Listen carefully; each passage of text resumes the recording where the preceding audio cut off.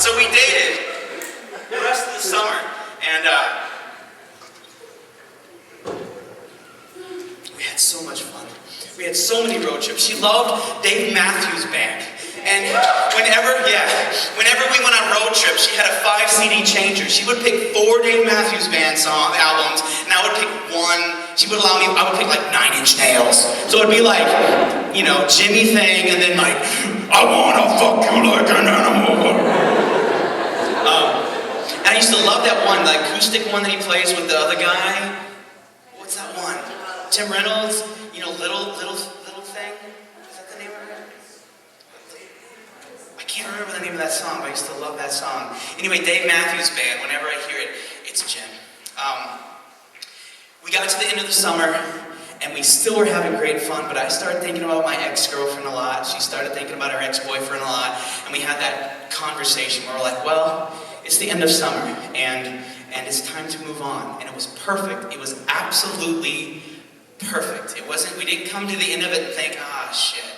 No, it was like, that was perfect. That's what it was supposed to be. I went back to Kimberly, she went back to her boyfriend. A month later, she died in a car accident. Just like that.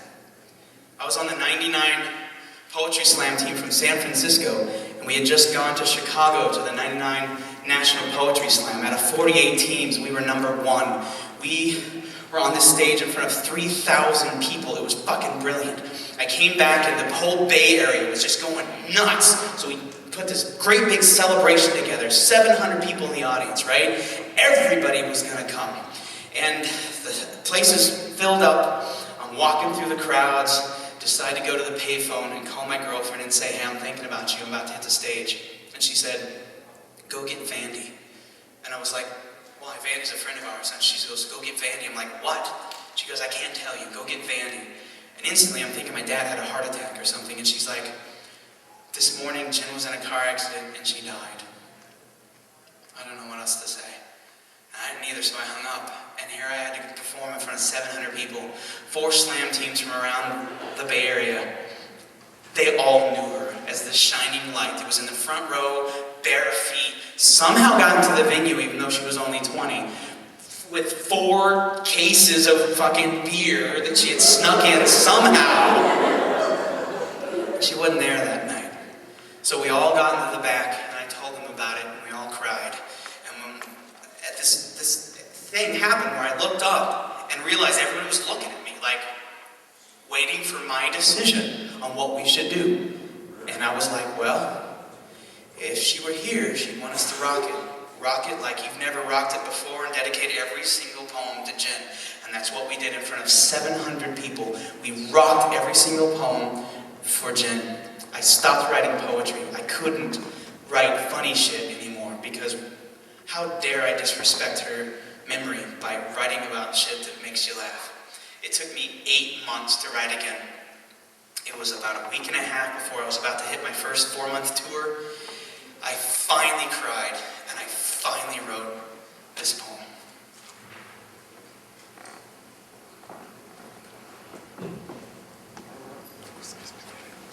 It's called, There's a Hole in My Heart in the Shape of Her Smile That Will Never Be Filled. I will never forget the last sentence of the article in the newspaper the next day. The terrible crash pancaked the tiny Honda Civic.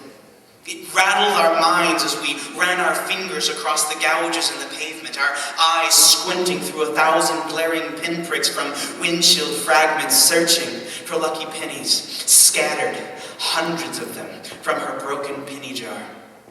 The terrible crash pancaked the tiny Honda Civic. That sentence robbed us of closure. We weren't allowed to marvel at the mortician's handiwork. She looks like she's asleep. We couldn't cup her lifeless hand, powdered and colored with an artist's touch, and confirm that it was true, that it actually really had happened. No, the terrible crash pancaked the tiny Honda Civic, and they wouldn't even run photos because it's a family newspaper, and you can't run photos like that in a family newspaper. We had to just agree, nod our heads in unison and agree that she was gone and would never be back, this precious flower plucked in mid-blossom. And we held each other and remembered her as we had last seen her, pink and alive and smiling that big thumbs-up smile. And we were warmed by the knowledge that if anyone could have changed the world, she could have. She would have had she only been given the chance. But now, we'll always feel like she's out there, somewhere, always at the corner of our eyes. In the summer sea of spaghetti straps and backpacks, tan lines and smiles, she will be there and will catch our eyes, turn, and see nothing.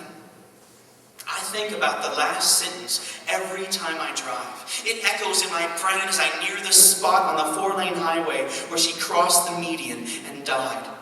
I picture the time of day, around 11 a.m. The sun was out, the sky was blue, there was no rain. She was driving alone. She was probably smoking. She was listening to James Taylor's greatest hits. We know this because the tow crew pried that CD from what was left of her stereo. And I grip my wheel white knuckles as I near the spot. And I can't help counting down the time she had left. And she didn't even know it was coming. It was a bright sunny day. And she was singing. 20 seconds. 10 seconds. 5 seconds.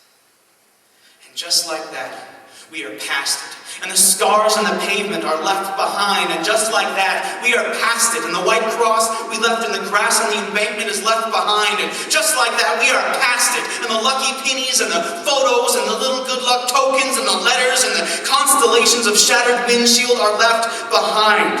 Just like she was left behind.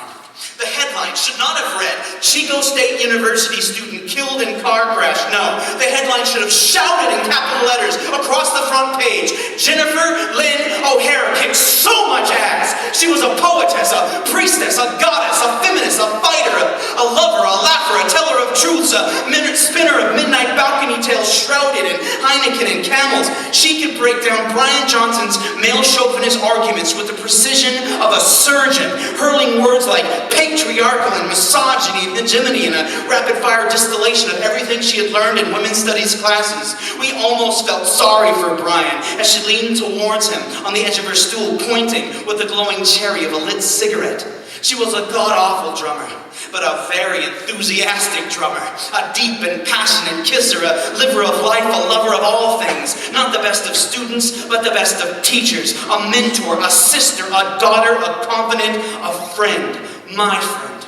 These words should have been displayed on the pages of every newspaper in the world, but they were not. Most people in this world probably didn't even realize their loss, and I feel sorry for all of those people. You people. Those of you who never had the chance to meet her because Jen was that cool.